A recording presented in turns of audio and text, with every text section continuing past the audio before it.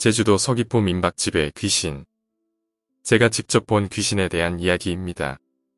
제가 14살 때 이야기입니다. 저는 제 위로 형 한 명과 어머니, 그리고 외할머니까지 이렇게 살고 있었습니다.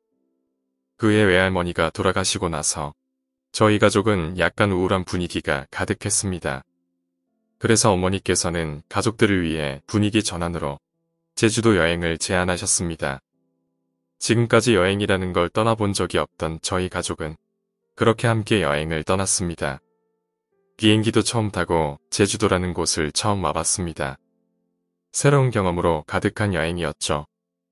제주공항에서 내려서 우리는 서귀포로 직행하는 버스를 탔습니다. 공항과 서귀포만 왕복하는 버스였죠. 그걸 타고 서귀포에 내린 우리 가족은 제일 먼저 숙박시설을 찾아 주변을 두리번거렸습니다. 버스 정류장 앞에는 큰 호텔이 하나 있었고 그 옆으로 2층짜리 건물로 된 민박집이 하나 있었죠. 가격도 싸고 취소도 할 수 있다는 민박집 주인 아저씨의 얘기에 저희 가족은 망설임 없이 그곳에 투숙하기로 결정했습니다. 그런데 장마철이라 그런지 아니면 원래 제주도가 비가 많이 오는 건지 그 다음날부터 소나기가 쏟아지는 거였습니다. 그래서 제대로 된 관광은 하지도 못하고 민박집에서 그냥저냥 사흘을 보냈습니다. 당시 고등학생이던 저희 형은 학업이 중요하다며 먼저 육지로 가버렸습니다. 결국 어머니와 저만 민박집에 묵게 되었죠. 민박집은 당시 장마철이라 그런지 손님이 저희 가족 말고는 없었습니다. 1층에 방 8개, 2층에 방 8개 이렇게 되어 있었는데도 말이죠. 물론 그 민박집이 인기가 없는 곳도 아니었습니다. 복도와 1층의 공용 주방시설엔 이 민박집이 얼마나 인기가 많은지 알려주는 낙서들이 가득했거든요. 무슨 동아리가 왔다 갔다거나 누구누구 신혼여행 잘 있다 갑니다. 그런 낙서들을 볼 때마다 관광철이 아닌데 왔구나 싶었죠.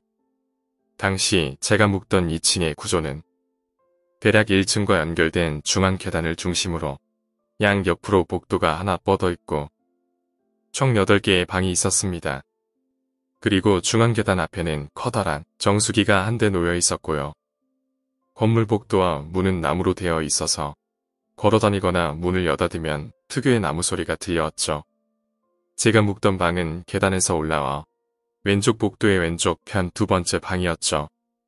방 구조는 2인용 침대가 방문 오른쪽 옆에 놓여 있었고 방문 맞은편에는 바깥 풍경이 보이는 커다란 여닫이 창문이 있었습니다. 방문 왼편으로는 화장실 겸 욕실이 있었죠.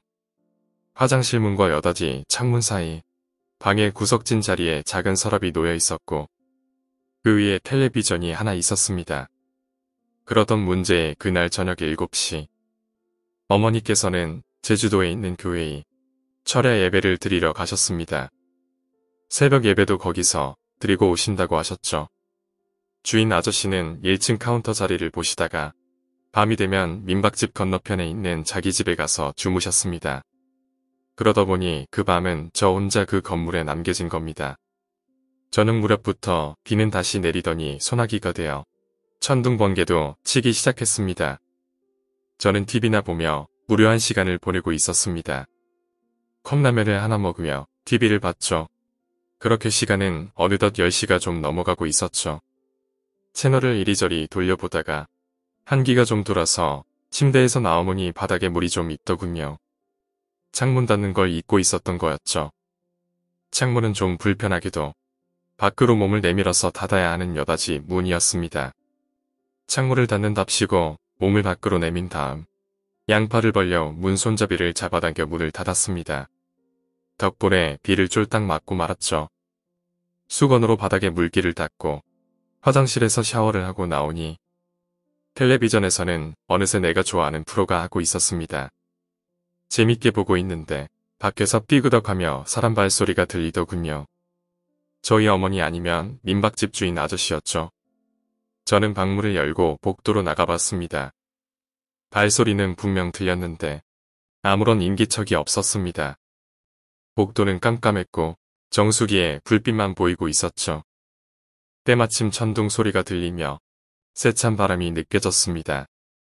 건물 아니라 바람이 들어올 리가 없는데 말이죠. 저는 약간 겁에 질려 다시 방으로 들어와 문을 닫았습니다. 그리고 고개를 돌려 방 안을 봤는데 뭔가 다르더군요. 여닫이 창문이 열려 있었습니다. 비가 바람을 타고 방 안으로 들어오고 있었죠. 저게 왜 열려 있지? 저는 별 생각 없이 창문 쪽으로 다가가 다시 몸을 밖으로 내밀었습니다. 그리고 창문을 닫기 위해 팔을 벌렸죠. 그때였습니다. 부스럭거리며 제 밑에서 뭔가 꿈을 대는 게 느껴지더군요. 시선을 내려 밑을 보니 민박집 외부 담벼락과 민박집 1층 벽 사이, 얼마 넓지 않은 그 좁은 사이에서 검은 물체가 꿈틀대고 있었습니다. 고양이인가? 라고 생각했습니다. 비가 쏟아져서 시야가 잘 보이지 않았습니다. 그 검은 물체는 잠시 꿈틀대더니 건물벽을 타고 기어 올라오기 시작했습니다. 사람이었습니다. 검은 옷차림의 사람이었죠. 도둑인가? 내가 눈치챘다는 걸 알면 그냥 갈 거야. 라고 생각했죠. 저는 침을 꿀꺽 삼키고 용기를 내어 외쳤습니다. 그 순간 그 사람이 고개를 들고 저의 눈을 딱 노려보더군요. 창백하고 무표정한 얼굴, 소름 끼치는 눈빛, 검은 옷소매 밖으로 벽을 짚고 있는 차가운 맨손. 사람이 아니다. 라는 그런 생각이 머리를 스쳐 지나가는 동시에 그 귀신이 눈 하나 깜빡이지 않고 저를 노려보며 벽을 빠른 속도로 기어오르더군요. 저는 너무 놀라 뒷걸음치며 방문의 등을 기대고는 스르르 주저앉고 말았습니다. 너무 놀랐던 상황이었고 현실이라고 도저히 믿겨지지 않았기 때문에 그랬습니다. 내가 미친 건가? 내가 뭘 본 거지? 뭐야 방금 그건 도둑이 아니었나? 무슨 일이 벌어지고 있는 거야? 별 생각이 다 들었습니다. 그 와중에도 제 시선은 오직 그 망할 여닫이 창문에만 고정되어 있었습니다. 비는 계속 들어오고 있었고 텔레비전은 켜져 있었습니다. 그렇게 시간은 흘러갔습니다. 한 5분이 지나고 나서야 저는 비로소 다시 생각했습니다. 뭐지? 방금 그 속도라면 벌써 창문에서 나타났어야 하는데. 저는 침을 꿀꺽 삼키며 창문을 통해 나타날 귀신의 모습을 상상하며 조심스럽게 다리에 힘을 주고 천천히 일어났습니다. 아주 천천히 말이죠. 방문의 등을 기댄 채 서서히 일어나는 그 순간 천장 구석에서 무언가 스스슥하고 움직이는 소리가 들려왔습니다. 안 돼, 보면 안 돼, 라고 속으로 그렇게 되새기면서도 제 고개는 최면에 걸린 것처럼 삐그덕거리며 움직였습니다. 그리고 천장 구석, 그곳에는 검은 소복 차림의 창백한 얼굴의 귀신이 눈을 부릅뜨고 저를 노려보고 있었습니다. 그 귀신의 머리카락이 천장벽을 타고 방을 퍼져나가고 있는 소리였습니다. 너무 놀라 다리가 사시나무처럼 떨리니 도망가야 한다는 생각도 못했습니다. 그런데 그 귀신의 몸통은 천장 구석진 곳에 그대로 있고 목만 쭉 늘어나더니 제 얼굴 바로 코앞까지 오는 것 아니겠습니까? 머리카락인지 그 귀신의 손인지 무언가가 제 목을 조르며 숨통을 조여왔습니다. 망설임 없는 눈빛이었죠. 그 눈빛을 보며 날 죽일 생각이구나 하는 것을 느꼈습니다. 그때 마침 생각이 난 것이 하나 있었습니다. 저희 어머니가 평소 입버릇처럼 달고 사시는 예수님이었습니다. 사실 저는 그닥 종교를 잘 믿는 편은 아니었습니다. 그렇지만 초자연적인 존재인 귀신이 눈앞에 있는데 살 수만 있다면 종교의 힘을 못 빌리겠습니까?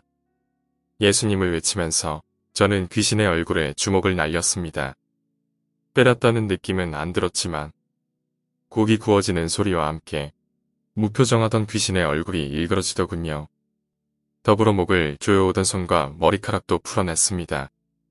저는 전세가 역전된 것을 느끼며 다시 귀신을 향해 주먹을 날렸습니다. 귀신은 당황하며 벽 속으로 사라지더군요.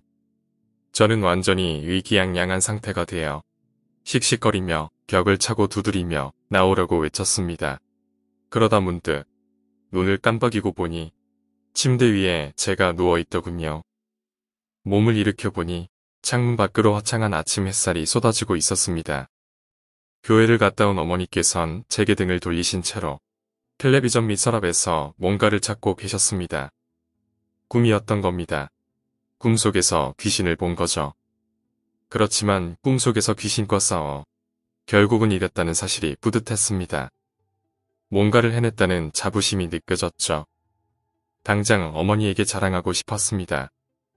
저는 침대에서 나와 어머니에게 다가가 등을 두드렸습니다. 엄마, 나 꿈에서 귀신 봤는데 내가 이겼어. 라고 말했죠.